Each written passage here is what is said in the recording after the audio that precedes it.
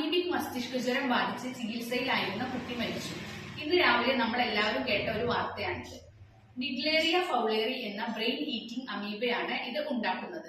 കേരളത്തിൽ ഇത് ആദ്യമായി റിപ്പോർട്ട് ചെയ്യുന്നത് 2016 ആലപ്പുഴയിലാണ്. 97% മരണസാധ്യതയുള്ള ഈ അസുഖം പിടിപെട്ടാൽ രക്ഷപ്പെടാനുള്ള സാധ്യത വളരെ കുറവാണ്. കെട്ടിക്കിടക്കുന്ന വെള്ളത്തിലാണ് ഈ അമീബ കാണപ്പെടുന്നത്. ക്ലോറിനേറ്റഡ് ആയ വെള്ളത്തിലും ഒഴുകുന്ന വെള്ളത്തിലും ഈ അമീബയുടെ സാന്നിധ്യം ഉണ്ടാവാറില്ല. ഇനി നമ്മൾ ഈ കെട്ടിക്കിടക്കുന്ന വെള്ളത്തിൽ കുളിക്കുമ്പോൾ അമീബ മൂക്കിലൂടെ നമ്മുടെ തലച്ചോറിലെത്തുകയും തലച്ചോറിന് ഇൻഫെക്ഷൻ ഉണ്ടാക്കുകയും ചെയ്യുന്നു. പനി, തലവേദന, ഓക്കാനം, ഛർദി തുടങ്ങിയവയാണ് ഈ അസുഖത്തിന്റെ പ്രാഥമിക ലക്ഷണങ്ങൾ. കൂടാതെ കഴുത്തിന് വേദന, സ്റ്റിഫ്നെസ് തുടങ്ങിയവ അനുഭവപ്പെടും. അതായത് സാധാരണ പനിയിൽ നിന്നും നമുക്ക് ഇതിനെ വേർതിരിച്ചറിയാൻ കഴിയുക പനി തുടങ്ങി കുറച്ചു ദിവസത്തിനുള്ളിൽ തന്നെ കഴുത്തിന് സ്റ്റിഫ്നെസ് അനുഭവപ്പെടും. രോഗം മൂർച്ഛിക്കുന്നതിനോടൊപ്പം അപസ്മാരം, ബോധക്ഷയം, പരസ്പര ബന്ധമില്ലാതെ സംസാരിക്കുക തുടങ്ങിയവയും കാണപ്പെടുന്നു.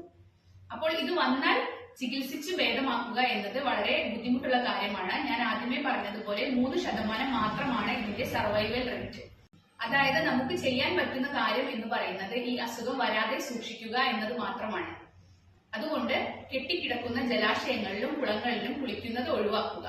അതുപോലെ മറ്റൊരു കാര്യം, ഈ അസുഖം ഒരിക്കലും ഒരാളിൽ നിന്നും മറ്റൊരാളിലേക്ക്, അതായത് അസുഖം വന്ന ഒരാളിൽ നിന്നും മറ്റൊരാളിലേക്ക് പകരില്ല. അപ്പോൾ വീഡിയോ ഇഷ്ടപ്പെട്ടെന്ന് കരുതുന്നു. നന്ദി.